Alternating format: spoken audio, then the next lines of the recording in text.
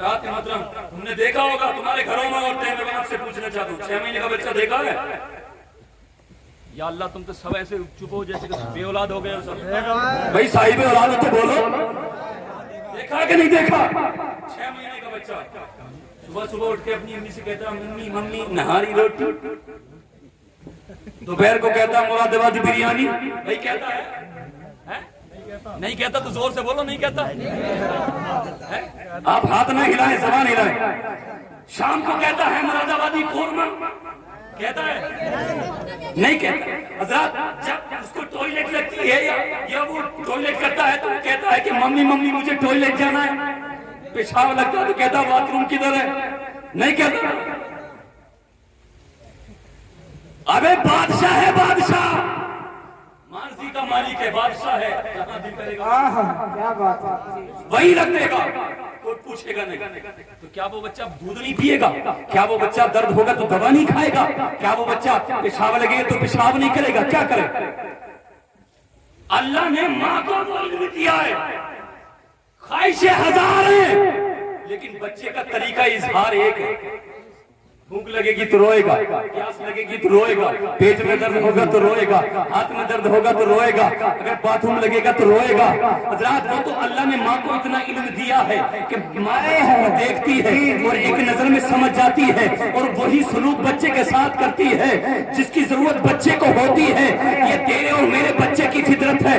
کہا کہ کربلا میں اصغر رو رہے تھے، میں نے کہا تجھے کیسے پتا کہ پانی کے لیے رو رہے تھے؟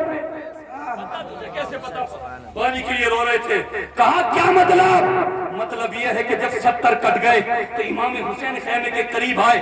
بہن زینب سے کہا اے بہن زینب اب کوئی نہیں بچا، مجھے تیار کرو. جب اتنا چلا رہا تو نامی اصغر جھولے میں رونے لگے، تڑپ تڑپ کے رونے لگے، ہاتھ پہ چلانے لگے. عرض کرتے ہیں ابا ابا ابھی تلوار نہ اٹھاؤ، 70 کٹ گئے تو کیا ہوا، ابھی 6 مہینے کا مجاہد باقی ہے.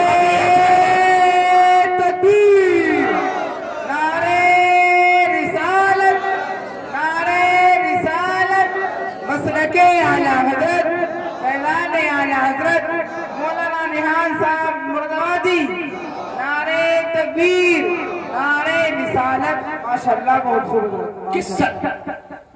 70 کٹ گئے تو کیا ہوا، ابھی 6 مہینے کا اصغر موجود ہے. ابھی آپ تلوار اٹھائے.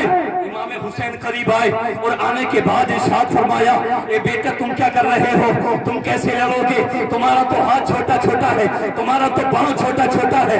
بیٹا اصغر ذوالجناح اونچے قد کا گھوڑا ہے، تم اس کی سواری کیسے کرو گے؟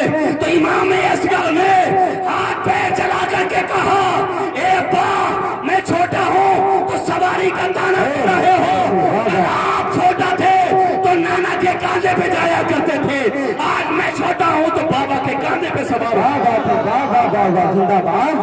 بہت خوب ماشاءاللہ. کربلا میں امام اصغر پانی کے لیے نہیں بلکہ شہادت کے جام کے لیے رو رہے تھے. کیا بات ہے، سبحان اللہ سبحان اللہ. جام کے لیے رو رہے تھے. ایک جملہ اور دے محبت سے کہیں سبحان اللہ. حضرت امام حسین علیہ السلام کی جب شہادت ہوئی نا تو آپ کا سر سجدے میں. اگر عرض کی عالم تصور میں مولا حسین میرے سب کچھ ذہن ذرا یہ بتائیں کہ جب 71 کٹے تھے تو ہر ایک کو کٹنے میں تقریباً 1 منٹ تو لگی گیا ہوگا. اتنی جلدی آدمی 1 منٹ تو لگی جائے گا. 71 منٹ پہلے تھے، آپ نے اس وقت نماز کیوں نہیں پڑھی؟ 2 رکعت کی تو بات تھی نا. جب آپ کو 2 رکعت پڑھنی تھی تو پہلے پڑھ لیا ہوتا. یہ آخری وقت میں نماز کیوں، آخری وقت میں کیوں؟ تو جواب ملتا ہے میرے دیوانے یہ نماز تو اللہ کا فریضہ بھی ہے، اللہ کا محبوب مشغلہ بھی ہے، اللہ کو محبوب ہے نماز. اور دوسری بات یہ ہے کہ بہت پرانا قرضہ تھا جو امام حسین کو اتارنا تھا. نماز سے کہہ دو کہ مزہ آ جائے. سبحان اللہ. بہت پرانا قرضہ. کیسا قرضہ؟ تو جواب ملتا ہے کیا پوچھتا ہے؟ بات یہ ہے کہ جب میری پیدائش کا تصور بھی نہ تھا، میری ماں فاطمہ چھوٹی تھی، میرا باپ چھوٹا تھا، میری پیدائش کا تصور بھی نہ تھا. اچانک میرے نانا خانہ کعبہ کا طواف کرتے کرتے جو ہے کہیں چلے گئے. حضرات محترم پورا دن گزر گیا, صحابہ پریشان ڈھونڈ رہے لیکن نبی کا کہیں اتا پتہ نہیں. حضرات محترم نبی صحابہ کرام نبی کے جلوے کو دیکھتے تھے, ان کے دل ٹھنڈے ہو جایا کرتے تھے, اس لیے کہ وہ چہرہ ہی ایسی چمک والا تھا کہ جو بے قرار دل دیکھ لیتا اس کو قرار مل جاتا, جو بے سکون دیکھ لیتا اس کو سکون مل جاتا. لیکن نبی کا کہیں اتا پتہ نہیں ہے. رات بھی گزر گئی لیکن نبی کا کہیں اتا پتہ نہ چلا. دوسرا دن بھی آیا لیکن نبی کا کہیں اتا پتہ نہیں. 3 دن مسلسل جب ہو گئے تو اچانک میری نانی حضرت خدیجہ الکبریٰ کا دروازہ کھولا. میری چھوٹی سی ماں ننھے قدموں سے باہر آئی اور مسجد نبوی کے صحن میں آنے کے بعد ارشاد فرماتی ہے, اے ابو بکر کہاں ہو عمر, کہاں ہو عثمان, کہاں ہو بلال. سب کے سب دوڑے دوڑے آئے. کیا ہے بنت رسول, حکم کر بنت رسول کیا بات ہے. حضرت فاطمہ ارشاد فرماتی ہے, اے ابو بکر بابا کہاں ہے, اے عمر بابا کہاں ہے, اے عثمان بابا کہاں ہے, اے بلال بابا کہاں ہے. حضرت سیدنا ابو بکر عرض کرتے ہیں, بنت رسول اگر ہمیں پتہ ہوتا تو اب تک تیرے باپ کو تیرے قریب کر دیا ہوتا. یہ دیکھ پاؤں پھوٹ گئے ہیں, ڈھونڈتے ڈھونڈتے چھالے پڑ گئے ہیں. آپ فرماتی ہیں اب تم اپنے طریقے سے ڈھونڈو. فاطمہ اپنے وقار سے ڈھونڈتی ہے. جب میری چھوٹی سی ماں اپنے چھوٹے چھوٹے قدموں سے وہ قبیص پہاڑی پہ چڑھی اور حضرات محترم ایک جگہ رکی سانسوں کے دم کو روکنے کے لیے, جب سماعت کا دروازہ کھولا تو یہ اچانک شبنم میں دھلی ایک آواز آ رہی تھی, رب حبلی امتی, رب حبلی امتی, رب حبلی امتی. رات بھر بولتا رہوں گا, اگر آپ نہیں بولو گے تو محبت سے بولو, رب حبلی امتی. میری ماں فاطمہ نے کہا کہ یہ میرے والد کی آواز ہے, یہ نبیوں کے امام کی آواز ہے. میری چھوٹی سی ماں ننھے قدموں سے غار کے اندر گئی تو میرے نانا کا ایک سفید چٹان پر سر رکھا ہوا تھا. عرض کرتے ہیں, مالک میں نے تیری بارگاہ میں عہد کر لیا ہے کہ جب تک تو میری امت کے سارے گنہگاروں کو معاف نہیں کر دے گا میں اپنا سر سجدے سے نہیں اٹھاؤں. کیا بات ہے, واہ واہ, میں نہیں اٹھاؤں گا. یہ مصطفیٰ نے عہد کیا ہے. رب حبلی امتی پکار رہے ہیں. اچانک حضرت فاطمہ تو سارا پیچھے سے آئی, باپ کی پیٹھ پر جو ہے ہاتھ رکھ دیا. اب جب باپ نے نبی نے اپنی بیٹی کے ہاتھ کی ٹھنڈک کو محسوس کیا تو سر کو سجدے سے اٹھا لیا, بیٹی کے سینے سے لگا لیا, پیشانی کو چوم لیا.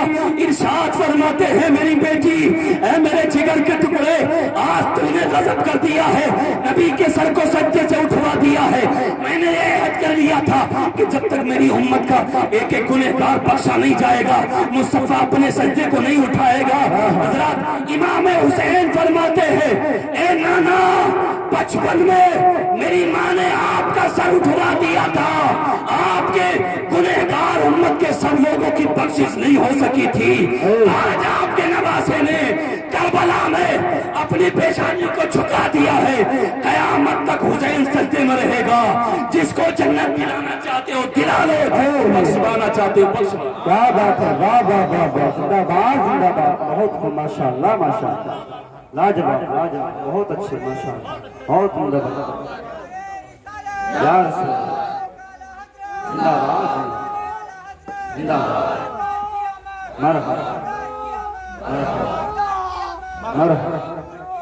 مرحبا مرحبا مرحبا مرحبا مرحبا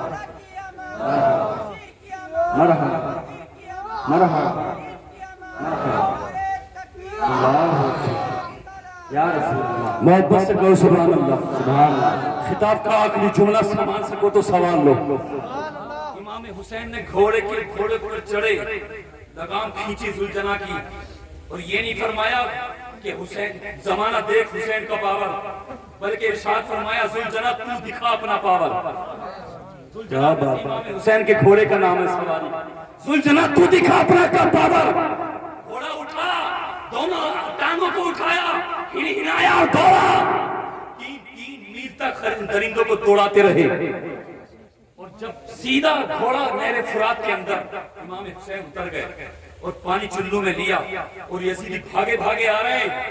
پانی کو اچھال کر کے کہا, یزیدیوں بتاؤ پانی تمہارے قبضے میں ہے کہ حسین کے قبضے میں؟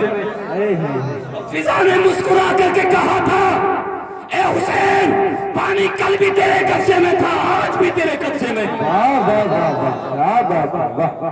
حسین یزیدیوں سے ارشاد فرماتے ہیں یزیدیوں تم مجھ سے لڑائی مت کرو تم اپنی آخرت برباد نہ کرو تباہ نہ کرو راستہ کلیئر کر دو سامنے ملک ہندوستان ہے میں ہندوستان چلا جاؤں گا حضرات بڑا پیارا جملہ محبت سے کہو سبحان اللہ تم اپنی آخرت برباد نہ کرو راستہ کلیئر کر دو میں ملک ہندوستان چلا جاؤں گا ایک آواز آتی ہے کیا رکھا ہے ہندوستان میں امام حسین فرماتے ہیں کہ میرے نانا نے جب بو قبیس پہاڑی پر چڑھ کر چاند کو دو ٹکڑے کیا تھا تو ہندوستان کے راجہ بھوج نے دیکھا تھا دیکھنے کے بعد اسی دن ہندوستان میں مسجد شق القمر کی بنیاد ڈالی تھی اور اپنی سینا کے ذریعے میرے نانا کی بارگاہ میں مکہ المکرمہ ایک پان کا پتا اور پاجامہ بطور تحفہ بھجوایا تھا جس کو دیکھ کر میرے نانا نے صحابہ کے سامنے لہرا کر کے فرمایا اے صحابہ یہ گھوڑے کے کان کی طرح جو تم پتا دیکھ رہے ہو ہندوستان والے اس پر لگا کر کچھ کھاتے ہیں حضرات نبی ارشاد فرماتے ہیں ھذا حزن الفرس ابو نعیم شریف کی حدیث پاک ہے نبی ارشاد فرماتے ہیں یہ تحفہ اس ملک سے آیا ہے جس ملک سے مجھے وفا کی بھینی بھینی خوشبو آ رہی ہے محبت کی خوشبو آ رہی ہے حضرات امام حسین فرماتے ہیں لوگوں راستہ کلیئر کر دو مجھے ملک ہندوستان جانے دو میں ملک ہندوستان چلا جاؤں گا آواز آتی ہے کیا کرو گے حضرت امام حسین فرماتے ہیں ہندوستان وہ ملک ہے کہ اللہ کا پہلا پیغمبر ملک ہندوستان میں آیا اللہ کا پہلا فرشتہ پہلی بار ہندوستان میں آیا حضرت جبرائیل پہلی بار ہندوستان میں آئے حضرت آدم انسان کی شکل میں پہلی بار ہندوستان میں آئے اتنا ہی نہیں پہلی اذان ہندوستان میں ہوئی پہلا سجدہ ہندوستان میں ہوا اللہ کا نام پہلے ہندوستان میں لیا گیا کلمہ پہلی مرتبہ ہندوستان میں پڑھا گیا وحی الہی کا نزول پہلی بار ہندوستان میں ہوا